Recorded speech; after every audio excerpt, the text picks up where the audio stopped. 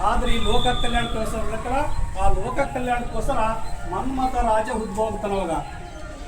ಮನ್ಮಥನ ಉದ್ಭವವಾಗಿ ಏನು ಮಾಡ್ತಾನ, ತನ್ನ ಹೂವಿನ ಬಾಣದಿಂದ ಆ ಶಿವನ ಮೇಲೆ ಪ್ರಯೋಗ ಮಾಡ್ತಾನ.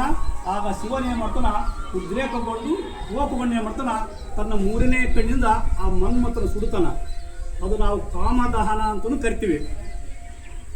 ಆದರೆ ಇಡೀ ಜೀವರಾಶಿಗಳು ಬೇಕಂದ್ರೆ ಆ ಕಾಮರಾಜ ಬೇಕೇ ಬೇಕಾಗುತ್ತೆ. ಹಾಗಾಗಿ ಆ ಉಗ್ರವಾದಂಥ ಶಿವನು ಶಾಂತಗೊಳಿಸಿ ಆ ಪಾರ್ವತಿ ಅಮ್ಮನವರ ಜೋಡಿಯಾಗಿ ಮದುವೆಯಾದಂಥ ಈ ಒಂದು ಸ್ಥಳಕ್ಕೆ ಪಂಪಾ ಕ್ಷೇತ್ರ ಅಂತ ಕರೆಯೋದು. ಇದೇ ಪಂಪಾ ಕ್ಷೇತ್ರ ಅಂತ ಕರೆಯೋದು ನಾವು. ಅವ್ರ ಕೃತ್ಯಗಳು ದೇವತೆ ಕಾಲದಲ್ಲಿ ಪಂಪಾ ಕ್ಷೇತ್ರ ಅಂತ ಕರಿತಿದ್ರು. ಈ ಪಂಪಾ ಕ್ಷೇತ್ರದಲ್ಲಿ ಎರಡು ಹೆಸರು ಕರಿತಾರ. ಇದರಲ್ಲಿ ವಿರೂಪಾಕ್ಷೇಶ್ವರ ಮತ್ತು ಪಂಪಾಪತಿ ಅಂತ ಕರೆಯೋದು.